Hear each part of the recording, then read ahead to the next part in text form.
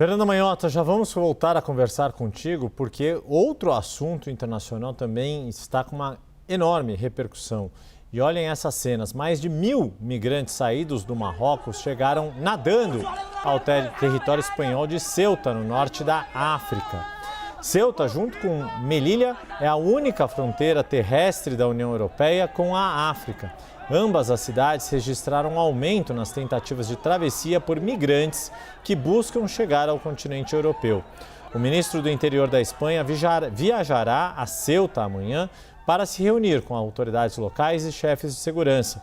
O governo espanhol coordena ações entre vários ministérios para reforçar o controle de fronteiras e fornecer assistência humanitária.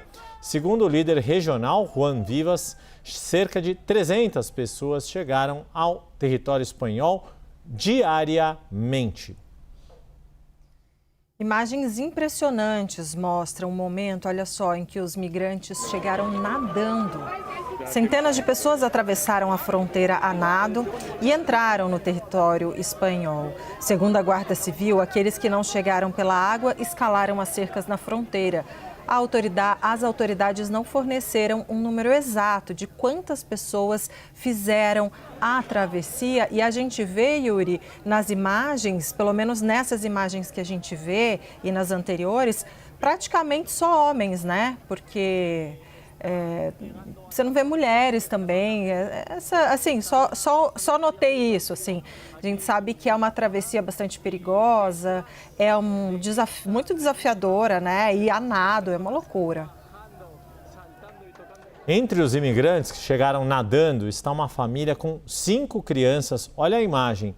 As crianças aparecem usando coletes amarelos logo depois de sair do mar. Além das boias salva-vidas, eles usaram uma pequena prancha.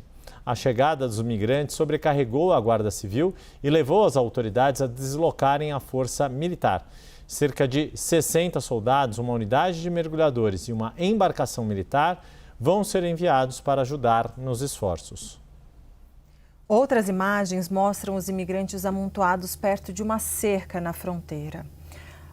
Enquanto alguns terminavam o percurso pela água, outros jogavam boias para tentar ajudar. Várias pessoas também tentaram subir em uma cerca para entrar no território espanhol. O primeiro-ministro da Espanha, Pedro Sánchez, disse que está mobilizando todos os recursos necessários e trabalhando com as autoridades internacionais. Vamos ouvir o que disseram esses migrantes depois de terem completado a travessia a nado. Trabalhar. مزيان مني وصلنا هنايا الحمد لله. ¿Cuántas horas en el mar?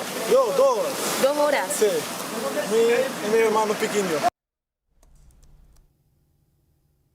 E um migrante que já mora na Espanha relatou como é a realidade das pessoas que chegam para trabalhar no país. Vamos ver. Cerca de unas 600 personas están dando vueltas por Marruecos buscando la oportunidad para poder entrar. Que la verdad yo no entiendo, porque en España, porque a ellos les pintan en España que aquí hay futuro, que hay trabajo, y la verdad que sí, pero después cuando llegan se encuentran con la dura realidad de que no tienen nada y que después la gente los trata como si no fueran nadie. Bom, como prometido, vamos seguir com Fernanda Manhota, nossa analista de internacional, porque essa nova onda de imigração acontece apesar das políticas anti-imigração que têm sido adotadas pelos países europeus, Manhota. Verdade, Yuri. Olha, na nossa área de relações internacionais, como vocês sabem, existem poucos consensos, né? Poucas unanimidades, mas uma delas que vem aparecendo em estudos, em relatórios de organizações que se dedicam a essa causa, é de que o endurecimento de fronteiras não elimina a migração. Basicamente, o que acontece é que ela muda a forma como ela se dá. Né? Quem tem que migrar, migrará, encontrará meios de migrar. E, portanto, o que costuma acontecer é que para reverter esse tipo de condição, né, para que nós não tenhamos que ver cenas como essas que nós acompanhamos agora em tela, seria necessário combater o problema de maneira estrutural, ou seja, atacar as causas que levam a esses processos migratórios. Podem ser guerras, podem ser condições socioeconômicas, como a pobreza, pode ser falta de oportunidades, como agora mesmo um dos personagens da nossa matéria relatava, pode ser muitas vezes uma condição climática, né, em decorrência das mudanças que têm acontecido no planeta. No final do dia, seria necessário, segundo, como eu disse, a boa parte dos especialistas que se dedica a essa questão, atacar diretamente essas fontes de problema para evitar as consequências, que é a busca de condições melhores, como é o caso desses imigrantes que a gente vê. Agora, o efeito colateral adverso que causa, e talvez até nesse sentido o paradoxo que se crie, é que, além das questões humanitárias que foram levantadas, Yuri e Débora, né, então a dificuldade de realocação dessas pessoas, de tratamento digno, de incorporação dessas pessoas a vida, né, urbana das cidades, então moradia, acesso ao sistema de saúde, ao sistema de educação, acesso a emprego e tudo isso. Então, além dessa dimensão, evidentemente muito importante, o que acaba acontecendo do ponto de vista político, né, o paradoxo, é que as forças políticas que, em geral, defendem esses discursos mais identitários, nacionalistas, anti-imigração, aqueles até muitas vezes nativistas, puristas, eles acabam saindo fortalecidos. Na Europa, já nas últimas 2 décadas, o que nós temos visto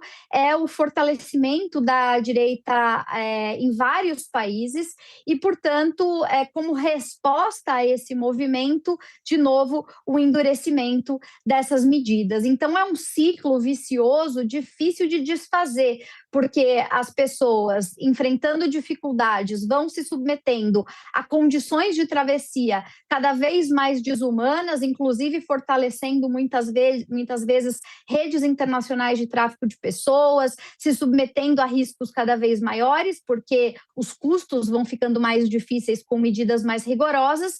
Ao chegarem nessas cidades, nesses países, elas fortalecem esses discursos ainda mais radicais do campo político, esses discursos cada vez mais levam a novas medidas mais duras e assim sucessivamente. Quer dizer, a gente viu isso acontecer na Áustria, viu acontecer na Alemanha, viu acontecer na Espanha agora, já aconteceu na Itália, em geral as portas de entrada mais usuais, né?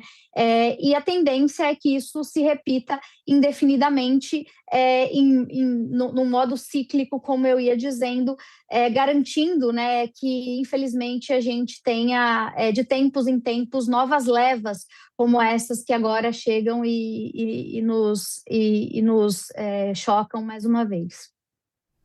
Acho que chocar mesmo, né, Manhota, é a palavra certa.